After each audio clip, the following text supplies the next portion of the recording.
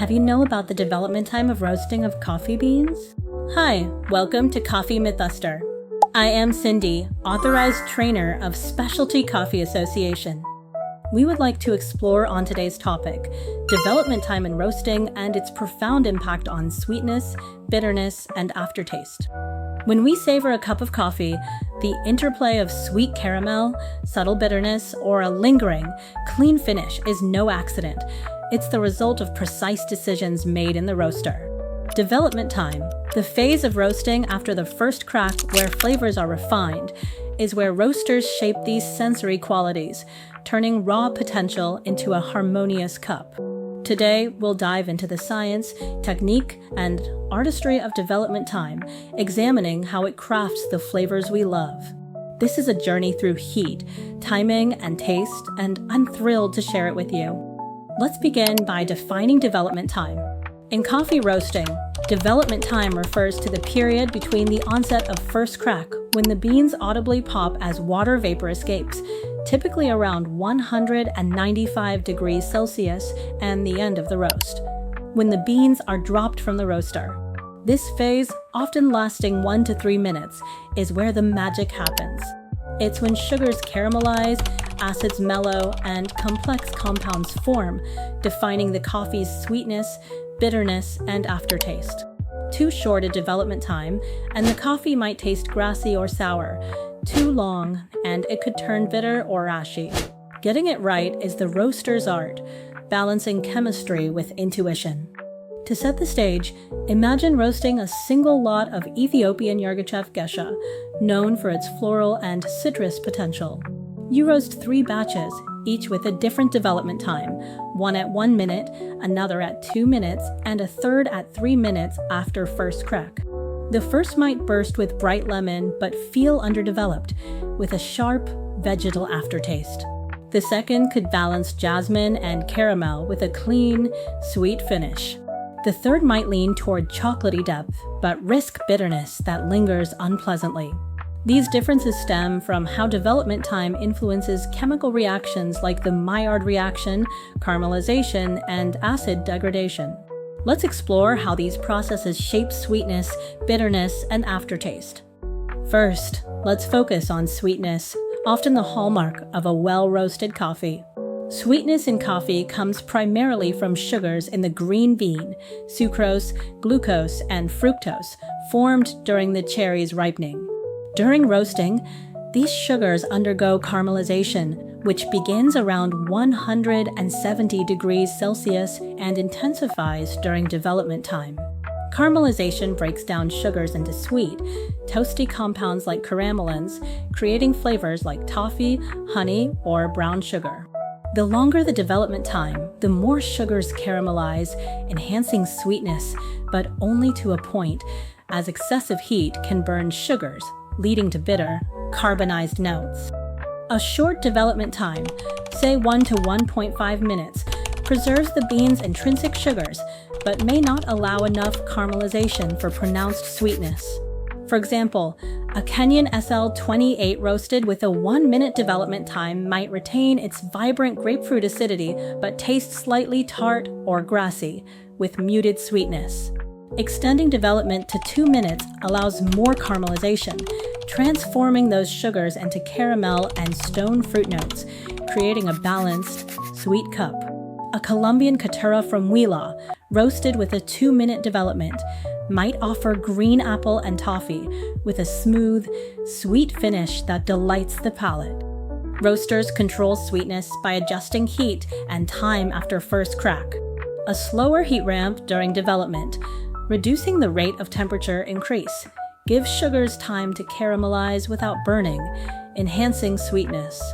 High-altitude coffees, like an Ethiopian Gesha grown at 1,900 meters, have higher sugar content due to slow ripening, making them ideal for longer development times to maximize sweetness. A roaster might extend development to 2.5 minutes for such a coffee, coaxing out honey and peach notes while preserving its floral character. Now, let's turn to bitterness, a quality that can elevate or ruin a coffee.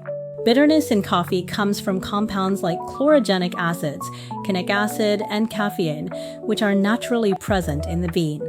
During roasting, chlorogenic acids break down, especially during development time, forming conic acid and other bitter compounds. The Maillard reaction, active throughout development, also produces bitter melanoidins, which contribute to body and complexity. A well-managed development time balances these compounds, ensuring bitterness complements rather than overwhelms sweetness and acidity. Short development times minimize bitterness by limiting acid degradation and Maillard-derived compounds. A light-roasted Rwandan bourbon with a 1-minute development might have low bitterness, emphasizing cranberry acidity and brown sugar sweetness, but it could feel underdeveloped, with a sour or vegetal aftertaste. Extending development to 2 minutes increases bitterness slightly, adding depth, think dark chocolate or toasted almond, while maintaining balance.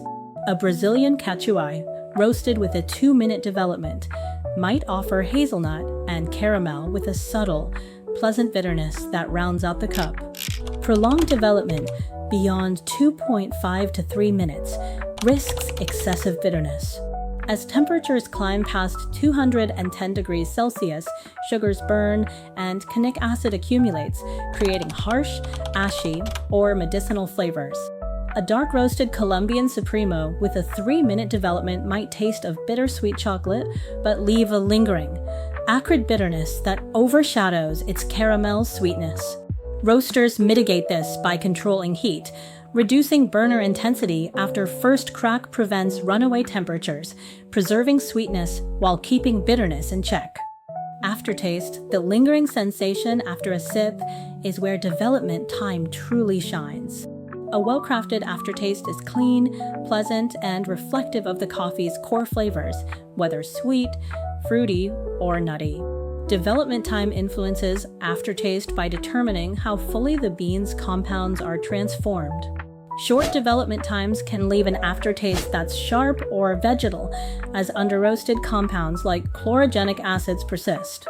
A Panamanian geisha with a 1-minute development might have a vibrant jasmine flavor, but a grassy, astringent aftertaste, diminishing its appeal. A balanced development time, around 1.5 to 2.5 minutes, creates a clean, sweet aftertaste by allowing sugars to caramelize and acids to mellow. A Costa Rican Terraza Caturra, roasted with a 2-minute development, might leave a lingering honey and apricot finish, with just enough bitterness to add depth. Longer development times, approaching 3 minutes, can produce a heavier, more roasted aftertaste, often chocolatey or smoky, but risk bitterness that lingers unpleasantly. A dark roasted Brazilian bourbon with a 3-minute development might have a bold, molasses-like finish, but feel ashy if pushed too far. The science of development time is tied to roast dynamics. First crack, marking the start of development, is when the bean's structure opens, releasing water and volatile compounds. The roaster's job is to guide the bean through this phase, balancing heat input and airflow. High airflow cools the bean's surface, slowing caramelization and preserving acidity, ideal for shorter development times. Low airflow allows deeper heat penetration, enhancing sweetness and body, but risking bitterness if extended too long. The rate of rise, roar, the speed of temperature increase, also matters. A steady roar during development ensures even flavor development, while a declining roar prevents over-roasting. Let's bring this to life with a story. Imagine a roaster working with a washed Ethiopian Sidama, known for its blueberry and lemon potential. For a light roast, they use a 1-minute development time, stopping at 198 degrees Celsius, yielding a vibrant cup with bright citrus and a slightly tart aftertaste. For a medium roast, they extend development to 2 minutes, ending at 208 degrees Celsius, balancing blueberry sweetness with caramel and a clean, sweet finish. For a dark roast, they push to 3 minutes at 218 degrees Celsius, creating a chocolatey cup with a heavy body but a slightly bitter, roasted aftertaste. The same beans, transformed by development time, offer 3 distinct sensory experiences. Processing methods influence how development time affects flavor. Washed coffees, like a Kenyan SL28, have high acidity and clean profiles, benefiting from shorter development times, 1 to 1.5 minutes, to preserve grapefruit and blackcurrant notes with minimal bitterness. Natural processed coffees, like an Ethiopian Yirgacheffe, with their sugar-rich profiles, can handle longer development, 2 to 2.5 minutes, to enhance caramelized sweetness, like jammy blueberry, without losing fruitiness. Honey-processed coffees, like a Costa Rican bourbon, balance acidity and sweetness, driving with moderate development times for a harmonious apricot and toffee finish. For baristas, development time shapes brewing choices. Short development. Light roasted coffees shine in pour-overs, where precise extractions highlight sweetness and acidity. Think AV60 brew of a Yirgacheffe with jasmine and honey. Medium roasts with balanced development suit espresso, where their sweet-bitter harmony creates a rich shot, like a Colombian caturra with caramel and a clean aftertaste. Dark roasts with longer development excel in immersion methods like French press, emphasizing body and roasted notes, as in a Brazilian cachuai with chocolate and a lingering molasses finish. As members of the SCA, you harness development time to craft exceptional coffee. Roasters tailor development to the bean's origin and processing, short for high-acidity Africans, moderate for versatile Central Americans, longer for robust Brazilians. Experiment with heat curves and airflow to fine-tune sweetness, bitterness, and aftertaste. Baristas choose brewing methods that complement the roast's profile, sharing its story, explain why a short development coffee sparkles or a longer one comforts. When sourcing, select green coffees with the potential for balanced development, ensuring the raw materials support your vision. Challenges include inconsistent green coffee quality, which can disrupt development outcomes, requiring adjustments to time or heat. Climate change threatens bean composition, altering sugar and acid content, which affects how development time shapes flavor. As an industry, we must support farmers through sustainable practices and research to maintain quality, while roasters invest in precise roasting technology. Innovations like roast profiling software or controlled fermentation can enhance development precision, pushing flavor boundaries. In closing, development time is the roaster's brushstroke, shaping coffee's sweetness, bitterness, and aftertaste. Short development preserves acidity and vibrancy, moderate development balances sweetness and depth, and longer development emphasizes bold, roasted notes. Each choice crafts a unique sensory journey, from a bright, sweet geisha to a rich, bittersweet bourbon.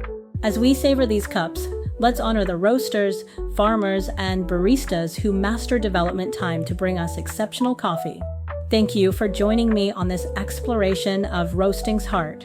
Let's keep tasting, learning, and celebrating the extraordinary world of coffee. To support our channel, please follow our Instagram and subscribe our YouTube channel. Enjoy the coffee moments. See you. Unlock the world of coffee with the Coffee Skills Program, your gateway to master the art and science of coffee. Whether you're an aspiring barista or simply a passionate coffee lover, the Introduction to Coffee course is the perfect starting point. You'll learn about coffee origins, flavor profiles, and brewing techniques while gaining hands-on skills to prepare exceptional coffee. Whether you dream of crafting the perfect espresso or deepening your appreciation for every sip, this course equips you with the knowledge to take your love for coffee to the next level. Don't just drink coffee, experience it. Start your journey today.